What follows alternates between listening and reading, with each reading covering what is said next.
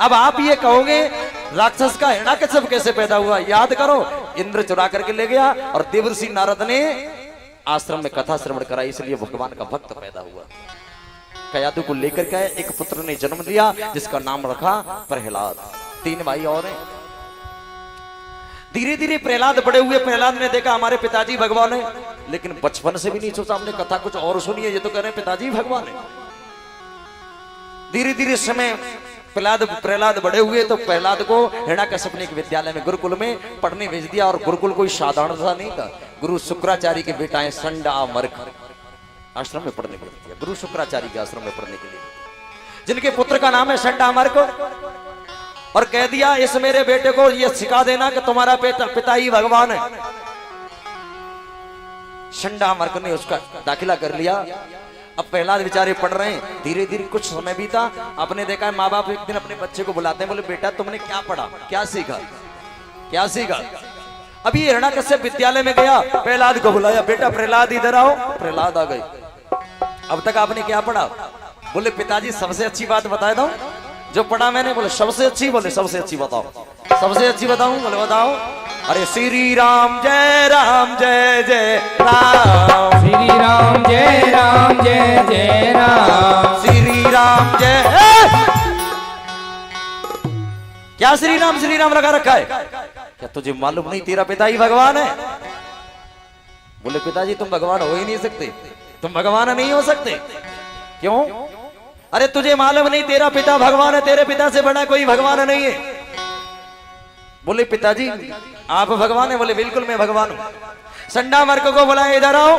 दोनों गुरु पुत्रों को बुलाया। मैंने तुमसे मना किया था इसको ये पढ़ा देना कि तुम्हारा पिता भगवान और ये श्री राम जय राम ये कहां से सीखा है?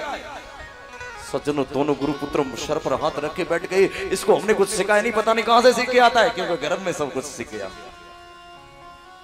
इस बार में तुम्हें माफ करता हूं। और गुरु पुत्र अगर इसने दोबारा ऐसी गलती करी तुम्हारे परिवार से तुम्हें कोलू में पिलवा दिया जाएगा। हिरण्यकश्यप वहां से चला जाता है। थोड़े दिन बाद फिर हिरण्यकश्यप विद्यालय में आता है। प्रहलाद को बुलाया, बेटा इधर आओ। प्रहलाद आ गए। बोले बेटा अब तक तुमने क्या सीखा? बोले सबसे अच्छी बात बताऊं क्या सीखा? हाँ सबसे अच्छी बात बताऊं? बोले बताओ। कि श्रवणम कीर्तनम विष्णु स्मरणम पाद सेवनम अर्चनम वंदनम दास्य सांख्य आत्म निवेदनम।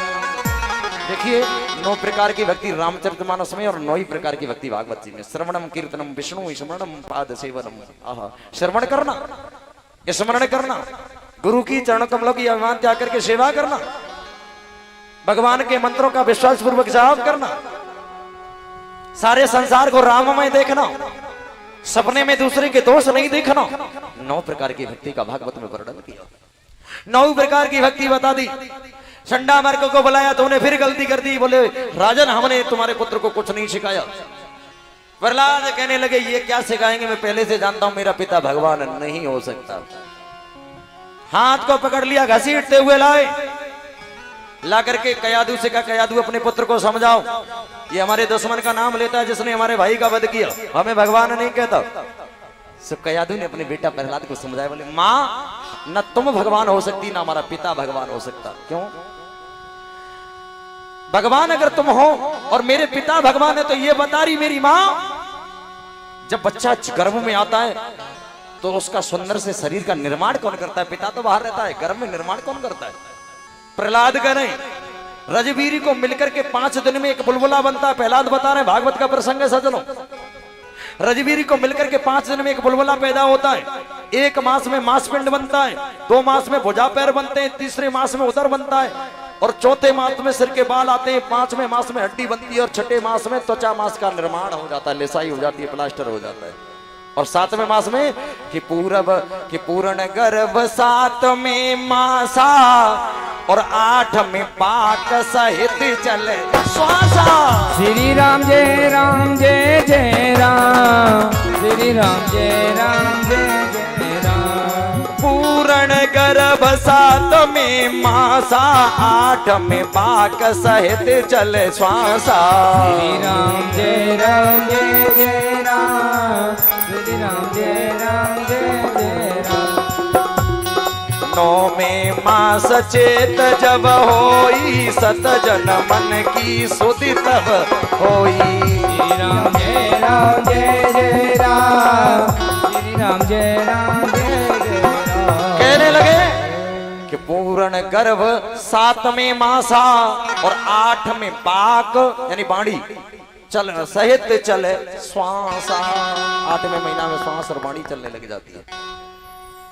9वें मास चेत जब होई और 7 जन्मन की सुधि तब होई।